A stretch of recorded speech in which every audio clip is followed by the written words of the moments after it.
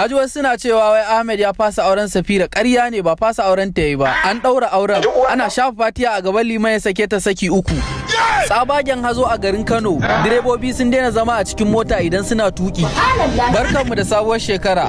Saboda haka bidiyon yau kusan minti 2 ne. Sannan na fara tuka motar haya. Kwararo ta na 200 sai da muka zo gangara na taka birki na jiya shanye. Da cika shege na gudo baya cikin fasinja. Idan ka taba da fulatani kaza zai iya kundume ka. Ballantana ka taba mai dan maraki sai ya kundume yan gidanku. In kuma ka kuskura ka taba mai uwar garke a lahira ma an taraba kuke. Abokina ne ya tambaye ni wai zan iya neman karin abinci a gidan mutuwa. Na ce mishi a ba zan iya ba. Da kaina zan je na karu.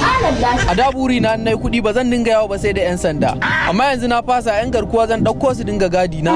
Idan iPhone 6 ta kai lalacewa ba ta kawowa sai da batirin mota. Sanyin bana da gaske ya zo, mutanen Jos sai sun ɗumama rigar sanyi kafin su saka.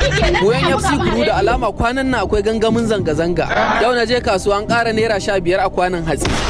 Banda a arewa a gaya min inda malamin English language yake koyarwa kuma shi bai iya turancin ba. Har ila yau dai akwai injin wanki na siyarwa amma yana bi da rukiya. In kai wanki da shi a cikin gida a waje kan titi zaka taro abinka. Sabili da haka a waje zaka yi wanki da shi da kanshi zai shigo cikin gida.